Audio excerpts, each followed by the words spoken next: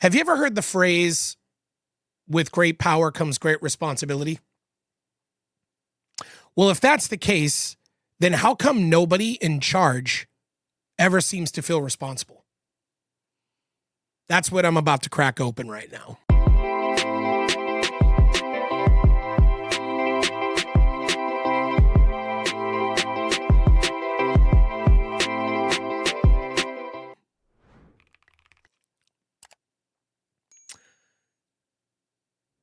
It seems like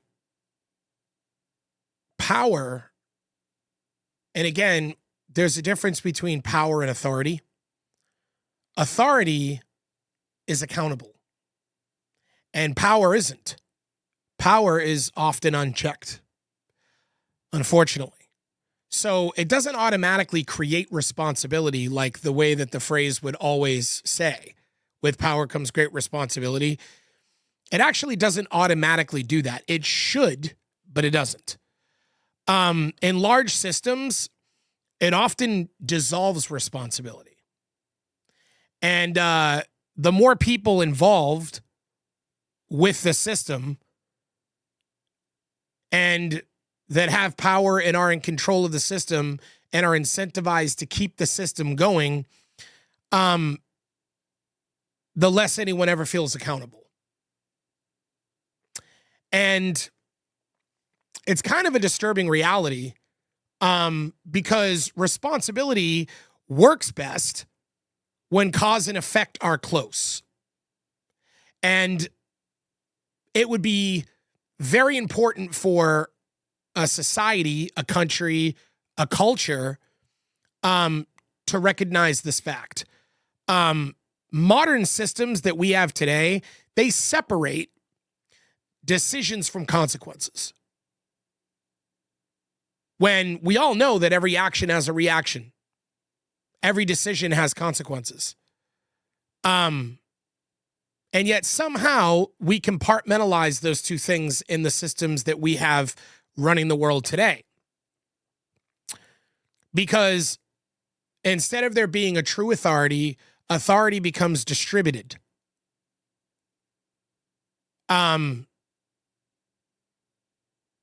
Accountability becomes abstract. It's an abstract idea. It's no longer something that holds any weight. And responsibility breaks down in groups because individuals end up feeling accountable, but groups feel insulated. So a single person might feel guilty for certain decisions that they make, but when you're a part of a group that is being incentivized by those decisions, you feel a certain level of diffusion of responsibility because it becomes structural and not moral. In other words, even if you did something that might have been a horrible thing to do, like, for instance, when a decision passes through committees or departments or layers of approval, whatever they may be, no single individual feels or takes ownership of the outcome, even if the outcome is clearly bad. So if a company decides, hey, let's make a decision to no longer test our meat because it's costing us money. Obviously, that's a bad decision. And bad things can happen from that. Suddenly you hear in the news people are getting sick and this and that. Nobody at the company singularly ends up feeling responsible. Everybody feels insulated by the idea that as a group, we did what was the best incentive for the company and our shareholders. And that is why in the system that we have now, it seems like accountability is gone because it becomes more of a groupthink. My ear is itching, rather than an individual thinking situation. And the incentives reward compliance, not agency. If you think for yourself, if you're at a company and you think for yourself, you better win. If you do something that, is outside the realm of what everyone at the company feels is in the best interest of the company, if you do that and it's a big swing and a miss, your career is over. But if you comply with what the company wants you to do, I'm actually thinking about a good example, and I'm trying to remember his name. Let me just get his name really quick. Don Matrick. Don Matrick, who was the CEO of Xbox. Here's a prime example. Don Matrick, he single-handedly, through his decision-making and public statements about Xbox when they came out with the One, when they were forcing people to have constant Wi-Fi, when they were forcing people to be connected to the Kinect, when they focused more on relationships with film companies and film studios and television networks, and trying to build an entertainment box as opposed to appeasing the gaming community, it absolutely decimated Xbox. It took them from reigning supreme in the video game industry to suddenly having absolutely no power anymore in the industry. And now PlayStation, Sony has made, I believe, somewhere around 5 to 6 times more money than Xbox in the gaming industry because of it, because of Don Matrick. He and his decisions and the way that he went about things, single-handedly destroyed Xbox's position in the gaming industry. But what happened? he didn't get fired, right? He wound up working for another major company, Zynga. And you might say, well, why in the world would any company want to hire a CEO who completely destroyed a company's market domination? Why would you want to hire him and the answer is because even though Don Matrick did things that destroyed Xbox, he did things that the groupthink at that company thought was the right thing to do. He was complying with what the groupthink thought. And so therefore, he'll always have a job, and it won't be labeled "you're fired." It'll be exciting new challenges.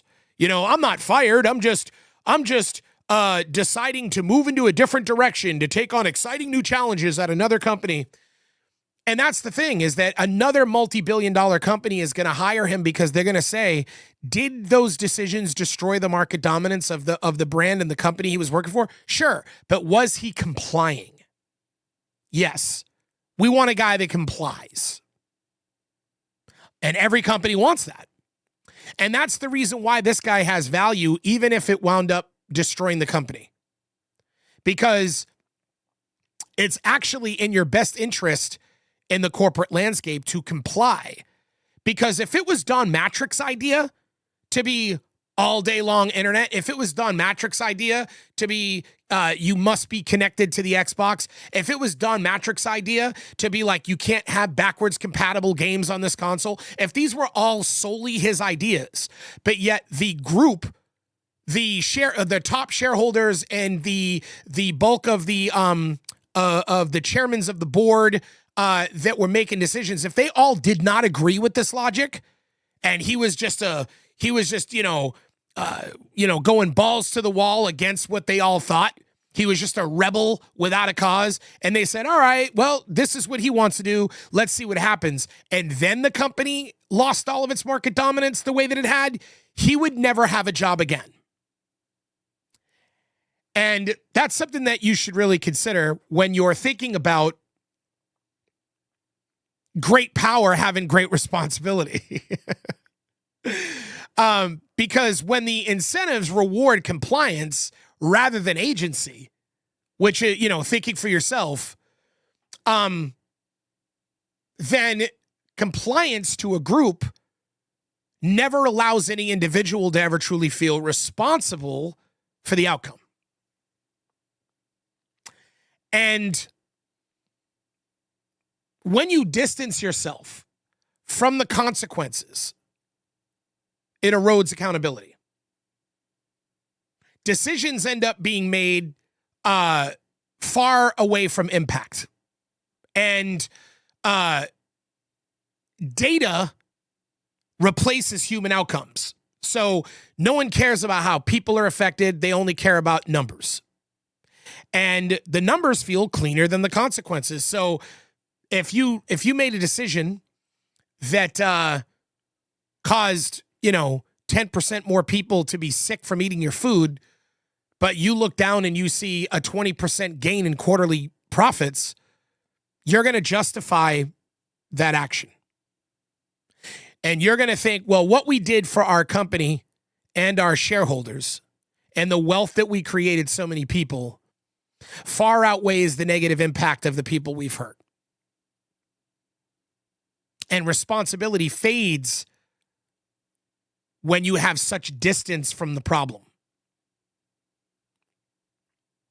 When you're sitting in these boardrooms at the top of the world, in these monumental skyscrapers, your accountability fades. Your responsibility fades. And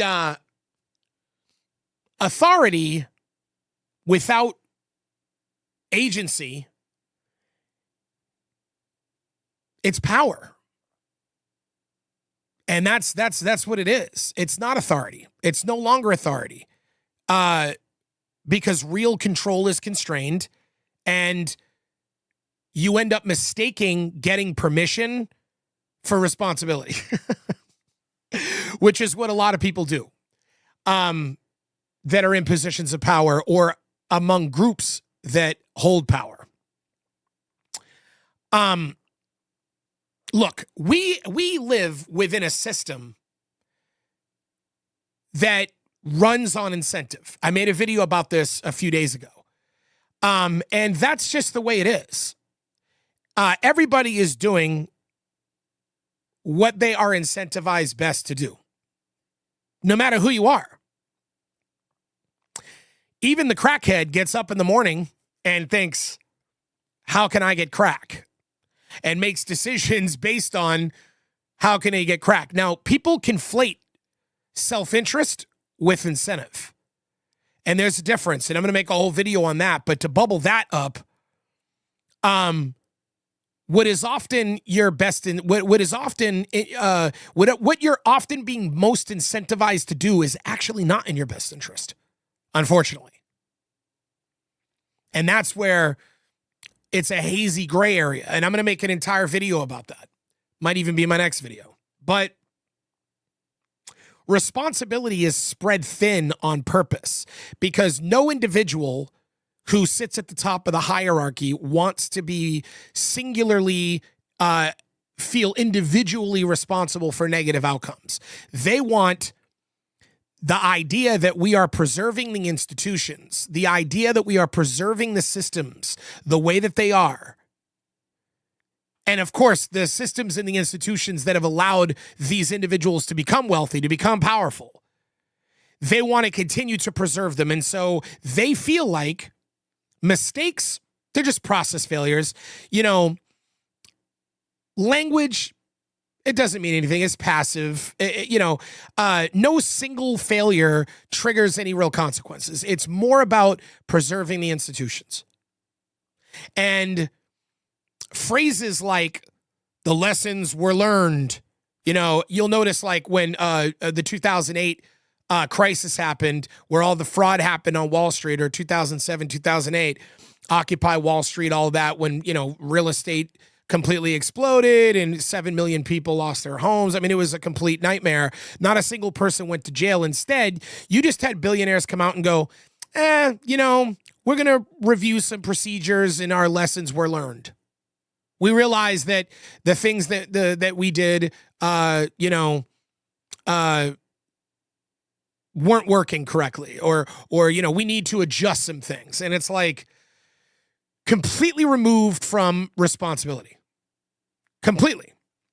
And morality in that situation of knowing what you did being immoral, like in that situation, which was a great example, it gets replaced by a role responsibility. It's like, well, I was just doing my job.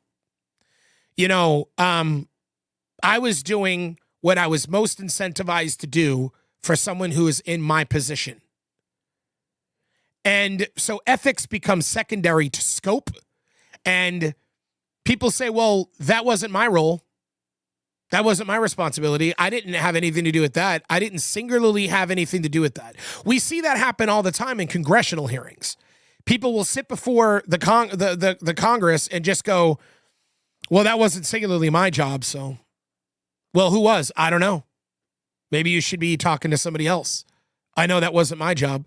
And you can always escape out from under the responsibility by simply just saying it wasn't your job. And it might not technically be your job, but it was the job of a collective, and you were part of the collective. But as long as the group did something that was in the best interest of XYZ, then no individual can be held accountable. Because the system will just continue to reward that narrow thinking over and over and over again. And someone may recognize a problem, but dismiss it. You know,